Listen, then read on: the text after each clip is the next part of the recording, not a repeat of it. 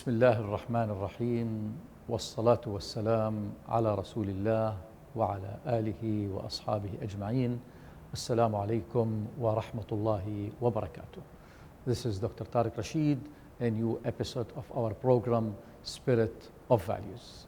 In this episode, we will discuss more about self-awareness model as well as the self-awareness value.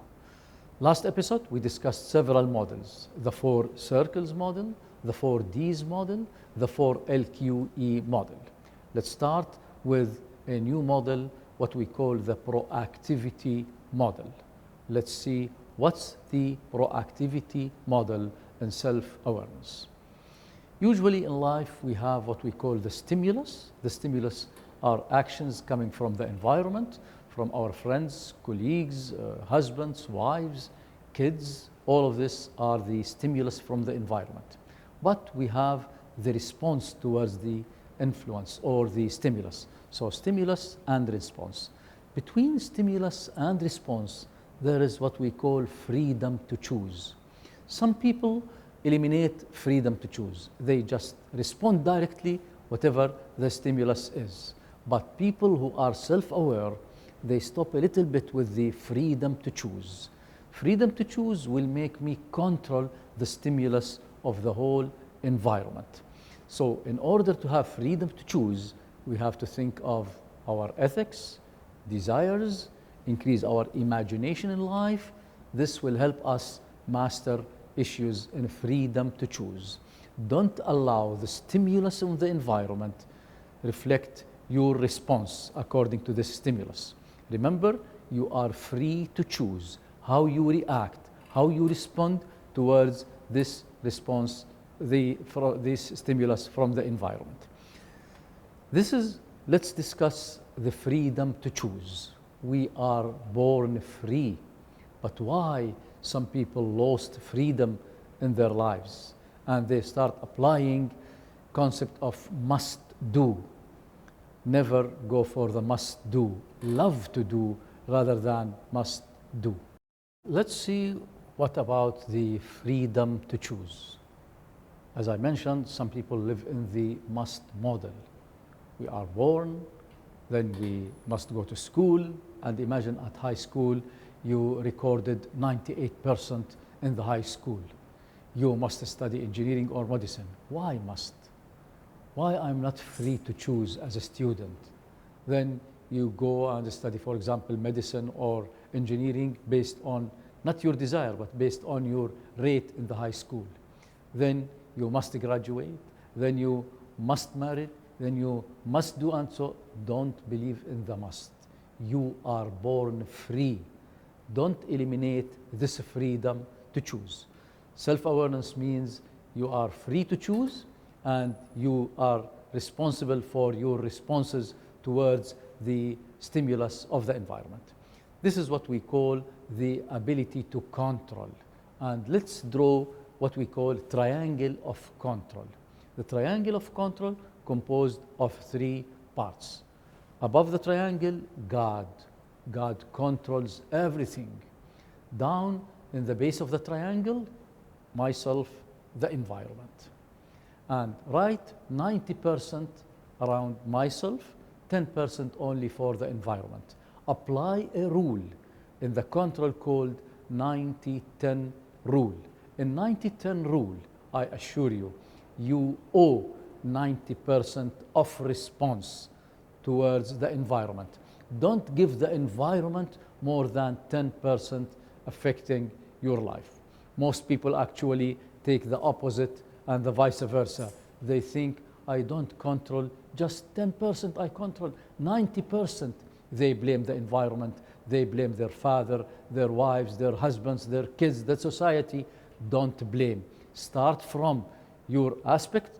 Go. The proactivity model is a very important model to apply in our lives if we want to go and proceed. Remember, you control 90% of reaction, whatever the stimulus from the environment is. Now, let's give an example of the 90-10% rule of control. There is a manager who has a meeting at 8 a.m. in the morning. At that day, he woke up late. He woke up at 8 o'clock exactly. And let's start looking what did he do. First, he looked at the mobile. Oh, now he put the mobile 6 p.m. rather than 6 a.m. So start blaming the mobile. Then he asked his wife, why you didn't wake me up? Blaming the wife. Then he get up quickly, get in his clothes, and then go to have some sort of breakfast with his family. And by coincidence, his little girl just stick up and throw some of the tea on his suit. And he started blaming this child, blaming. Then he quickly replaced and changed his suit and forget to take the briefcase which contained all the meeting documents. And when he reached and started the meeting at around 9:30, oh my God, where is the briefcase? Blaming. Let's think of the 90-10% in another rule. I waked up 8 a.m. I cannot control time. So I'll act directly. I'll just phone the secretary, for example, tell my colleagues and my employees I will come late because I already wake up late. Then control. Always remember to control from your side. Don't allow the environment to control you. This will not allow what we call freedom to choose. This is a very important model of self-awareness.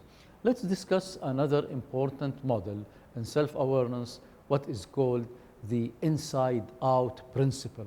Inside-out principle.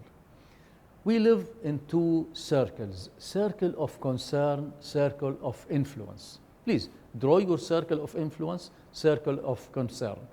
Most people, their circle of concern is larger than their circle of influence. They feel they cannot influence anyone, or just they influence their, for example, kids.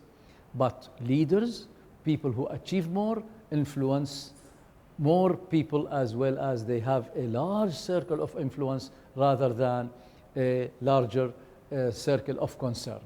Whenever your circle of influence is larger than circle of concern, you will achieve. Let's go deeply and discuss what is the principle of inside out. First, let's discuss what are the circles of concern. Usually, they discuss 8 circles of concern surround most people. Let's go deeply in the circles of concern. Let's see what are the centers of concern. First, and please rate yourself out of 20 for each center of concern. The first is what we call money center, the money center. How much you rate yourself caring for money in your life out of 20. The second center of concern is what we call work center. How much you are work centered out of 20. Third center is family center.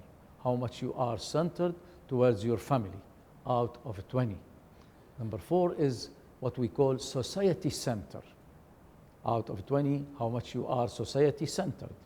Number 5, self-centered. How much you believe in yourself. The ego is the highest level, but self should be a center, but not too much giving for this center. Number 6 is what we call pleasure-centered. Number 7, friends-centered. Number 8 is what we call the spouse center. Spouse center. Spouse center is the partner in your life. And the other center is what we call the enemy center. So we live in what we call centers of concern. Now, just examine yourself. How much you are centered toward each of these, and then choose the highest 4 or 5 centers of concern. Let me discuss further about these centers. Assume one who is or she is uni-centered for money, money-centered person totally, with no other center. How would a money-centered person look for work? Or work for him or her is just a reason for taking a salary and money. How would a money-centered person look for family? Well, they usually get late in marriage because they think the family will take out of the center. They don't like to spend money, so usually they hate to form families. And if they get married, they will delay giving birth, and not more than 2, because they fear to spend money. How do they look for example, society? Would they help? Would they, for example, give some of their money for charity? No way. What about their friends? They always make friendship with people who are richer than them so they can get benefit. How is their relation with themselves? Bad relation, because they are actually very proud. They fear to spend money, so they actually don't look after themselves. What about their relation, for example, with the spouse? Well, they usually try to marry a rich woman or a rich man because they are money-centered. What about their enemies? The poor are their enemies. So always define how much you are centered to each center of concern. On the other hand, work-centered people, they appreciate, they love work. But if they are uni-centered, they believe only in work, how do they look for money? Money is not important for them. The most important is to achieve, to work. How do they look for their families? They don't care for their families. They neglect their families because of most of their time is spending in the work. How would they look for the society? They don't have time. They are totally work-centered people. Is it really possible to balance all these 9 centers? It's really very difficult to balance the 9 centers. Because of this, define the most 4 or 5 centers of concern. Usually, we'll find money as a center. For most people, or all people, they need money, because without money, we cannot live. Family is a center. Work is a center. But then we differ in the other 2 or 3 centers of concern.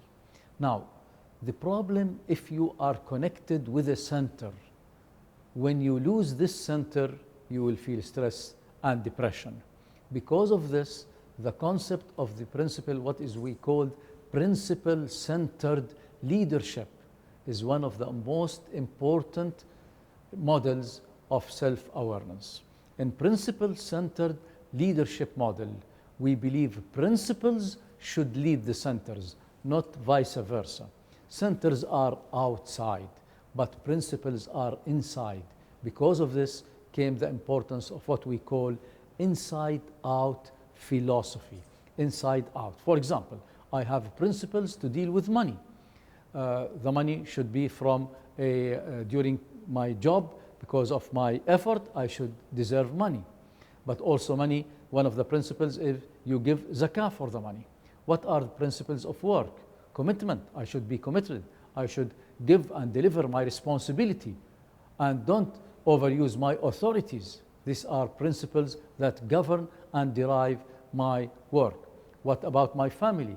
I should have principles and values with my family. Care, share, all of these are important. What about my society? I have to help and support my society. With whatever I can, we should offer this. This is a principle of serving the society. What about our friends? We should have our friends. We should always act with our friends. And even people with enemy, we have principles with enemies. Even always be credible. Don't be rude with others. Whenever you are controlled by principles rather than by centers, you become what we call principle-centered human being rather than centered person related to a certain circle or concern center. So be a principle-directed person. This you achieve a highest level of self-awareness.